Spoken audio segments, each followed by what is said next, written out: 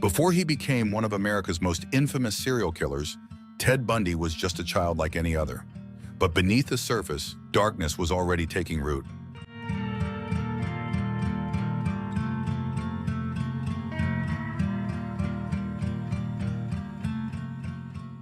Theodore Robert Cowell was born on November 24, 1946, in Burlington, Vermont.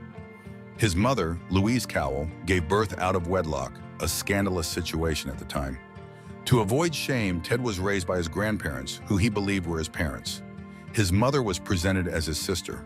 In 1951, Louise and Ted moved to Tacoma, Washington, where she married Johnny Bundy.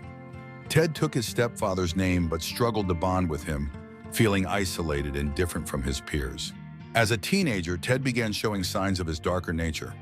He was shy, struggled to fit in, and was known to peer into neighbors' windows at night.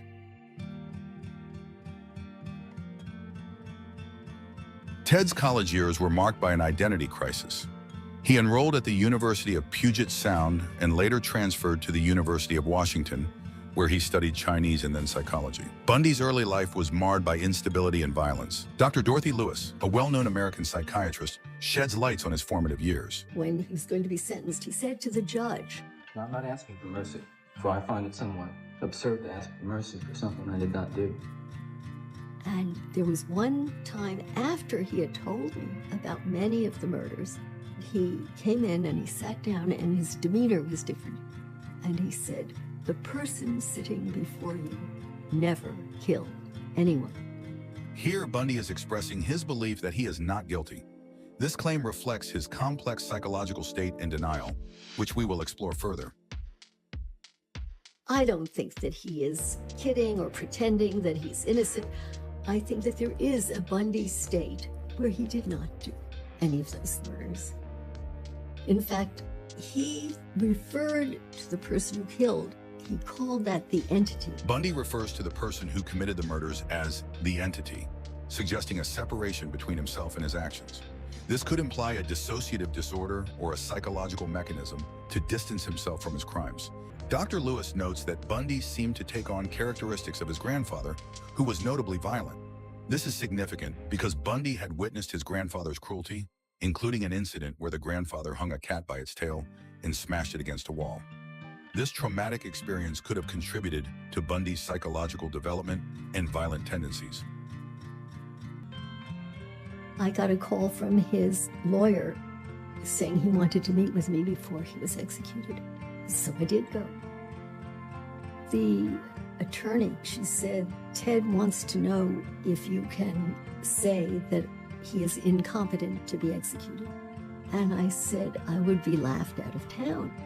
I just can't do that." And I said, "And all the work that we've done to understand people who do these kinds of things will not be considered valid if I say something as ridiculous as that."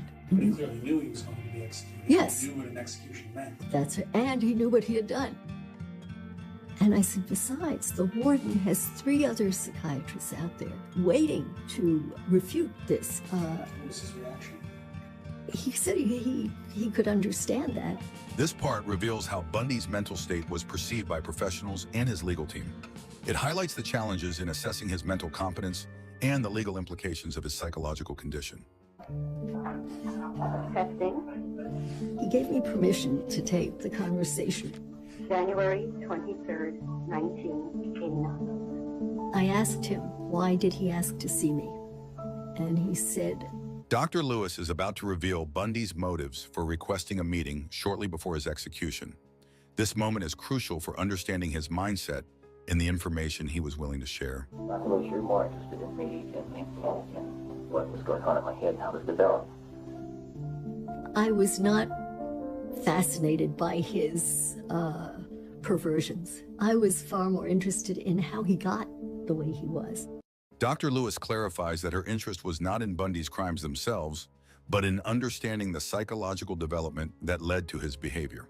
This reflects a broader attempt to comprehend the roots of such extreme actions. Whatever his motives for asking me to come to Stark and mine for coming, our 4.5 hours together on the day before his execution were riveting.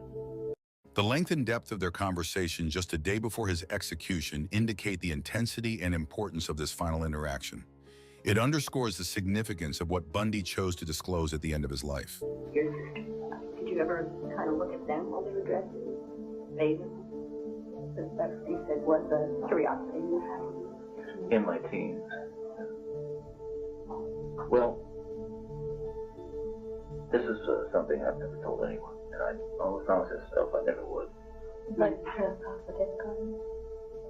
Well, yeah. But they Here, Bundy begins to open up about his early curiosities and experiences, hinting at deeper, undisclosed aspects of his psyche.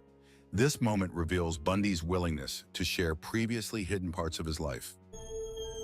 When the tape recorder was off, Bundy told me that he had had a sexual encounter with one of his sisters. Later, his mother told me that Bundy had told his sister that she should be careful because there was someone out in the world who was killing women who looked just like her. Bundy's confession about his sister provides a disturbing insight into his personal life and possible sources of his deviant behavior. This segment is crucial for understanding the full scope of his psychological profile.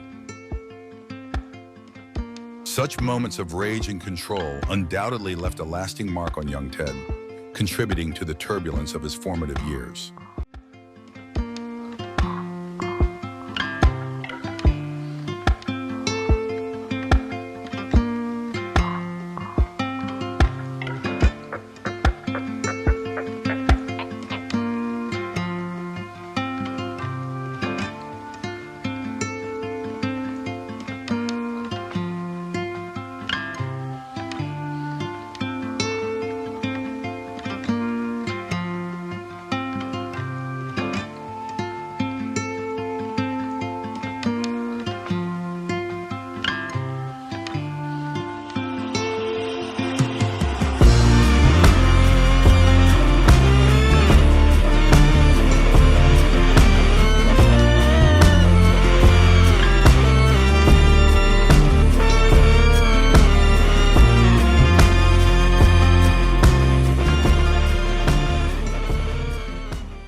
The theme of a troubled childhood emerges as a significant factor in Bundy's development as a criminal.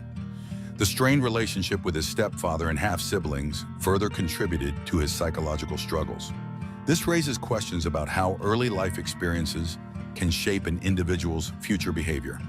Examining Bundy's case also highlights broader themes such as societal stigma and its impact on personal identity. The revelation of one's true birth origins can have profound effects on psychological well-being, particularly when it involves illegitimacy or hidden family secrets.